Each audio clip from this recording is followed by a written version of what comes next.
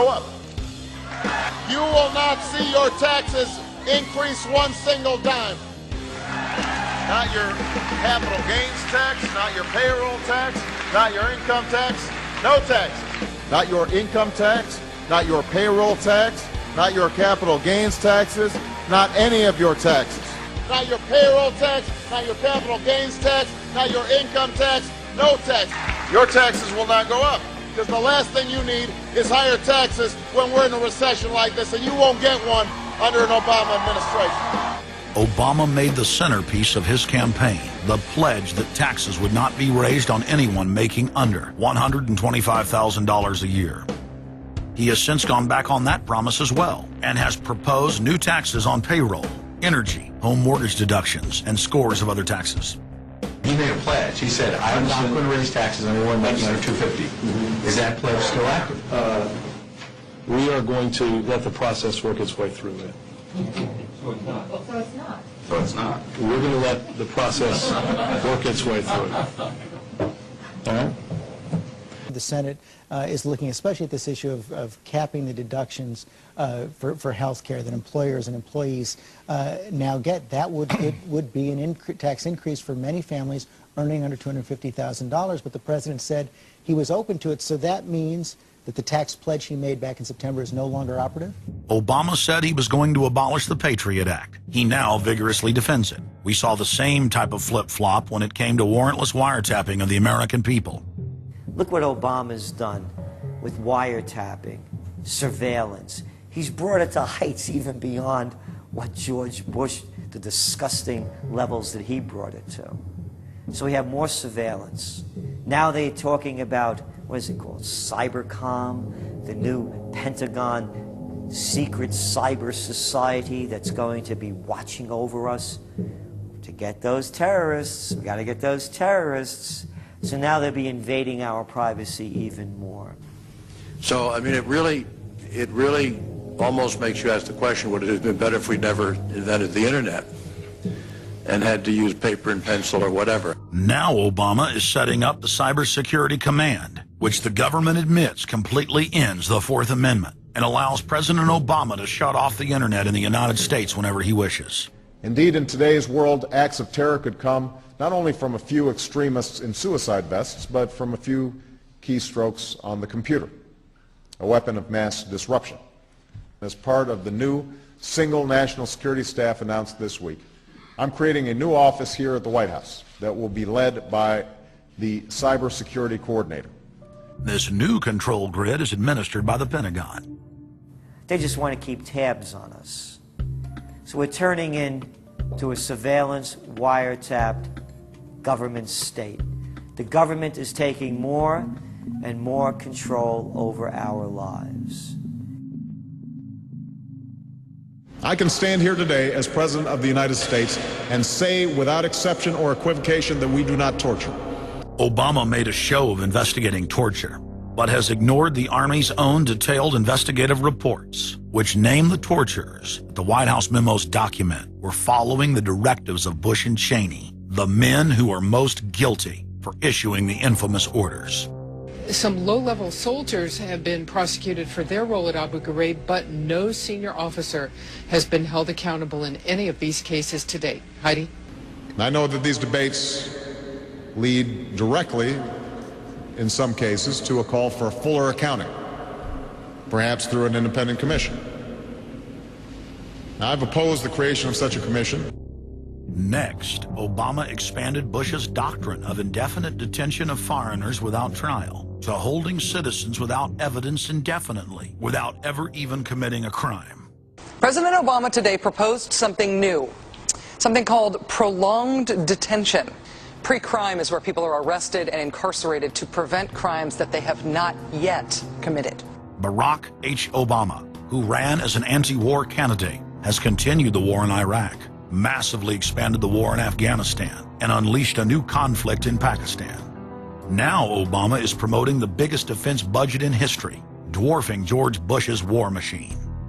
What George Bush has been trying to do as part of his effort to accumulate more power in the presidency is he's been saying, well, I can basically change what Congress passed by attaching a letter saying, I don't agree with this part or I don't agree with that part. I'm going to choose to interpret it this way or that way. That's not part of his power. But this is part of the whole theory of George Bush, that he can make laws as he's going along. I disagree with that. I taught the Constitution for 10 years. I believe in the Constitution, and I will obey the Constitution of the United States. We're not going to use signing statements as a way of doing an end run around Congress. All right? Obama guaranteed that once president, he would stop the unconstitutional practice of issuing signing statements, through which the executive branch illegally usurps the legislative power of Congress. Congressman Kucinich, when he introduced his 60 articles of impeachment against Bush Jr., I think one was the signing statements. The form of the resolution is as follows. A resolution, articles of impeachment of George Bush, President of the United States. Resolved, that President George W. Bush be impeached for high crimes and misdemeanors. Article 26, announcing the intent to violate laws with signing statements, and in violation of his constitutional duty under Article 2, Section 3 of the Constitution, to take care that the laws be faithfully executed, has used signing statements to claim the right to violate acts of Congress even before he signs those acts into law. Same analysis would apply to Obama, and a fortiori because he taught constitutional law. He knows better. He's a lawyer licensed to practice law, who, as I am, who took an oath when he was licensed to uphold the Constitution and laws of the United States of America.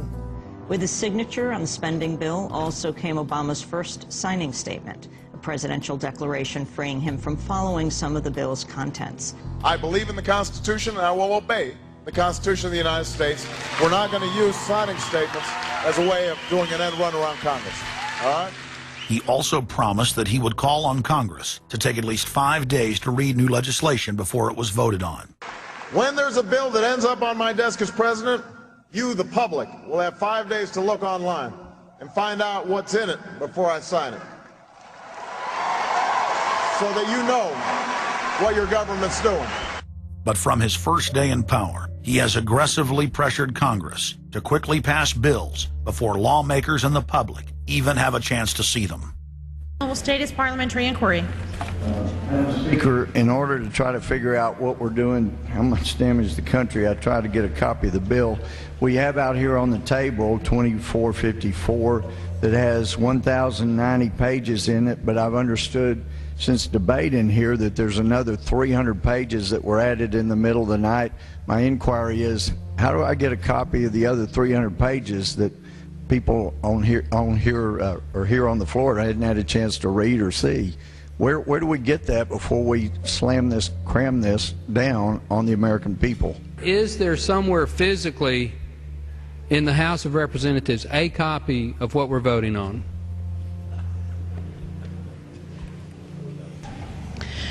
The gentleman has not stated a parliamentary inquiry that the chair can answer.